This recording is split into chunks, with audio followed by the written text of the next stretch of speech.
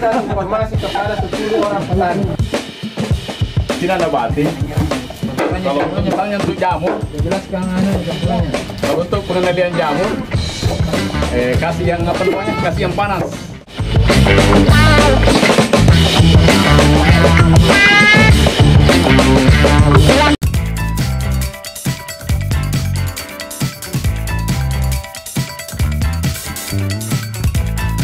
Jadi hari ini kita membuat pestisida nabati ya. Pestisida nabati namanya atau pesnap yang terbuat dari bahan-bahannya dari tumbuhan. Artinya bahan-bahannya gampang didapatkan Pak ya? Gampang di mana saja ada. Iya. Di sekitar kita ini banyak. Ya. Jadi bisa dilihat dulu bahannya ke bawah. Jadi ini yang diramu dari beberapa macam tumbuhan ini. Tetapi selain daripada tumbuhan ada bahan lain. Misalnya ada rinso atau deterjen. Kalau bisa juga ditambah dengan minyak tanah. Nah, Tujuannya itu apa itu Pak yang tadi deterjen dengan minyak tanah? Deterjen itu adalah untuk sebagai perekat supaya bahan-bahan yang kita sudah ramu ini nanti kalau diaplikasi di tanaman atau tumbuhan dia tidak mudah hanyut oleh air atau embun. Nah, kalau minyak tanah dia mempercepat reaksi daripada bahan-bahan yang kita campur ini. Nah, untuk selengkapnya teman di samping ini Pak Padli yang akan menjelaskan satu persatu bahan yang ada di dalamnya. Oke, Terima kasih. Assalamualaikum warahmatullahi wabarakatuh. Jadi adapun bahan-bahan yang kita gunakan dalam pembuatan pestisida nabati, yang pertama adalah daun mimbah, kemudian daun serai, kemudian selain daun serai ada juga daun sirsak, kemudian ada juga daun pepaya, kemudian ada juga kalau orang Bugis bilang itu ruku-ruku, daun ruku-ruku ya. Baru bahasanya tanah ya. Kalau bahasa Konjonya itu saru-saru. Kemudian ada kunyit, kemudian bawang putih, kemudian ada juga lengkuas, ada jahe, ada bila atau mojo kalau bahasa Indonesianya mojo. Kemudian merica, ada juga akar tuba, kemudian yang terakhir buah cabai. Buah cabai. Ya. Jadi itu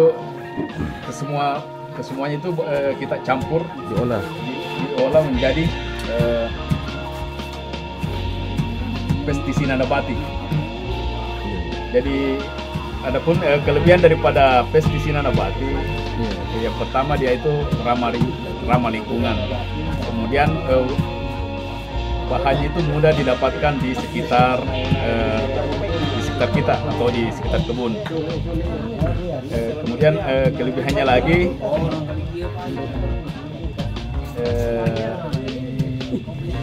dia itu menghambat reproduksi hama. Kemudian dia juga membuat hama itu serangga jantan itu mandul. Kemudian dia untuk jadi selain hama ini pesnap ini bisa juga dipakai untuk mengendalikan penyakit.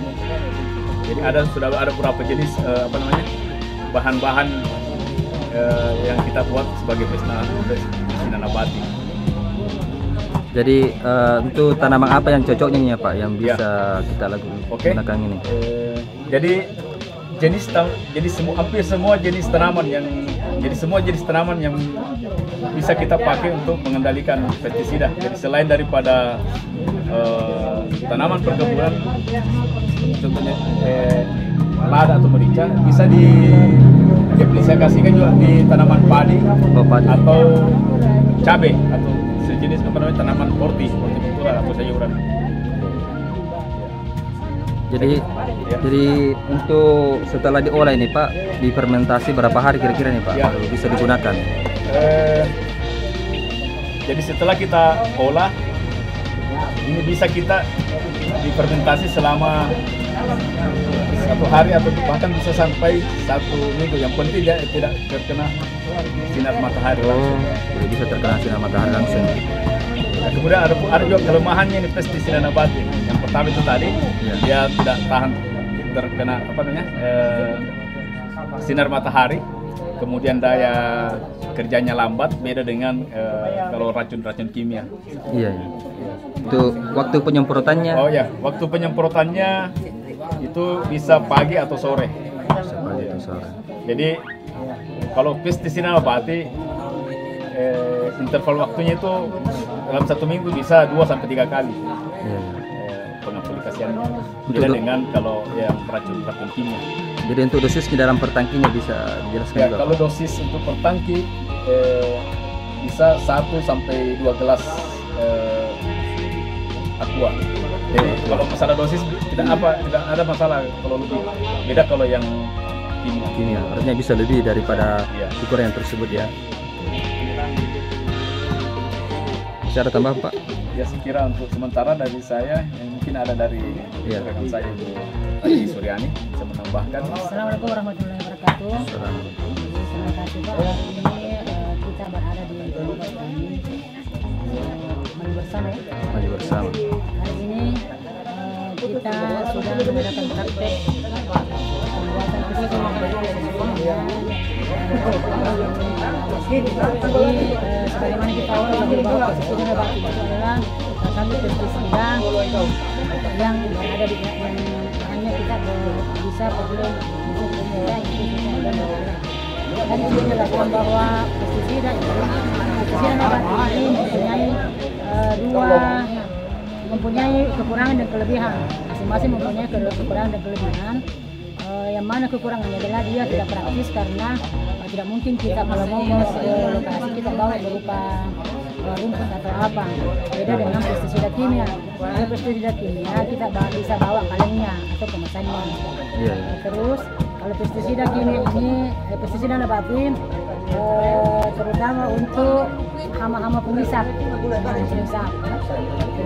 Kemudian ada beberapa ulat juga. Kemudian kelebihan lain daripada pestisida nabati ini dapat di alam, ramah lingkungan dan murah. Kemudian untuk pengaplikasiannya itu harus berulang-ulang, beda dengan pestisida kimia. Maksud kita bisa 2-3 kali per minggu. Kemudian pestisida kimia nabati ini dia tidak tahan terlalu lama, beda dengan pestisida kimia.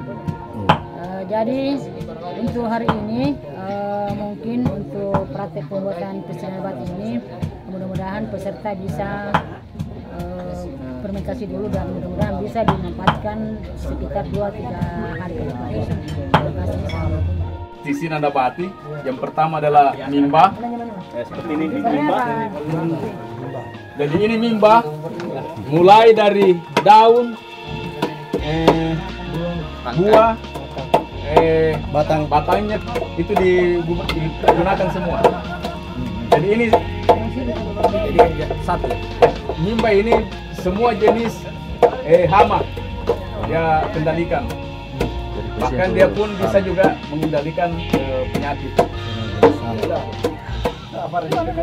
Ini serai Pak, ini pengendaliannya apa itu apa? Ini serai. Ini juga bisa untuk penyakit. Nah, seperti tadi itu yang jamur Pak. Ya. Kemudian bisa juga pada hama seperti kutu-kutuan. Ya. Hanya kutu-kutu Pak, apa ini? melengket di daun. Melengket daun. Ya, goreng. Ya. Jangan kena kepala ya. Kemudian apa lagi? Sirsa. Ini tujuannya Pak apa nih? Nah, ini sirsak. Ini untuk mengendalikan bisa juga kutu. Seperti pada tanaman cabai itu mengendalikan trip. Trip. Iya. Bisa juga drip dong. Trip. Apa itu kenanya kayak coklat itu yang Yang di ladang biasa. Sampai biasa Yang tanam keriting cabai daun. yang kasih keriting daun. security daun. Ya. Itu ada tuh hama trip. Boleh. Kelinting. Ayo dong di bawah. Ya. Tujuan utamanya Pak apa ini? Ini tujuan utamanya adalah untuk mengendalikan ulat dan kutu-kutuan. Kebutuhan. Iya. Kemudian tembakau atau hijau. Ini untuk pengendalian ulat. Jadi ini semua ulat, bisa ulat kutu-kutuan. Iya. Kemudian apa lagi? Apa ini? Tuha. Batu. Ini untuk pengendalian ulat ini. Ulat, toh? Iya, ulat. Berarti Ini bisa juga- pakai campur ini Pak. Iya. Ini juga bisa penyesap daun. Iya. Tetapi kalau di kapas itu puas namanya. Jadi kalau kutu-kutu ini dia matikan. Jadi ulat dan kutu-kutuan. Kalau ini Ini bila. bila. Jadi ini isinya kita ambil. Sebenarnya lebih bagus kalau yang sudah masak. Ya. Yang tua jadi. Tua. Ya. Apa itu? Ini untuk ulat, semua ulat. Jenis ulat. Itu harus. Kemudian ini apa ini? Jahe. Jahe merah di. Kunyit. Kunyit. Jadi ini kunyit. Ini untuk pengendalian penyakit seperti jamur. Ya. Sama dengan apa ini? Lengkuas. Ini juga jahe. Jahe. Iya. Apalagi kalau ada gula merah sama santan. Ini Itu pengendalian lapar ya. kalingkang gajah. Iya. Ya, kalingkang gajah. Galingkang. Untuk apa? Galingkang ini Untuk panu. kalau jamur ini untuk jamur. Jadi ini semua sebentar ini bahan-bahan yang ada di sini kita campur semua. Jadi nanti Ada fungsinya berfungsi ganda. Ada sirih Pak. Ada sirih. Ini untuk Pestisida nabati ini sudah komplit ya. Sudah komplit. Jadi bisa menjadi insek utamanya memang dan berfungsi juga sebagai fungisida untuk mengendalikan penyakit pada tanaman. Jadi selain daripada mengusir serangga atau mengendalikan hama, dia juga bisa mengendalikan penyakit pada tanaman. Nah, ini tidak karena bahannya sudah kita campur, sudah banyak jenisnya, dia tidak memilih lagi hama apa, semua hama dan semua tanaman. Jadi ini oke-nya kita bikin. Pesnap ini untuk hama dan penyakit dan untuk semua jenis tanaman. Jadi ini pestisida nabati ini memang oke. Mari kita membuatnya.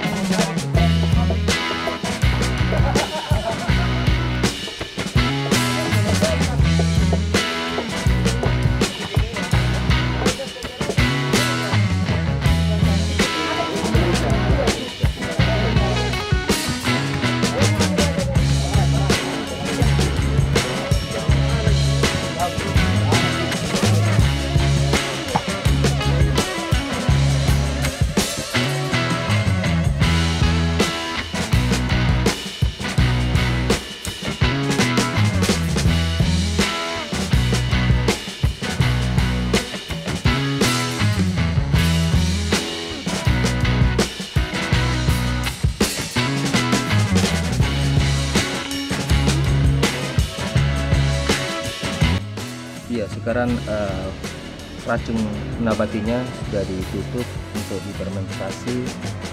Iya, minimal 24 jam ya.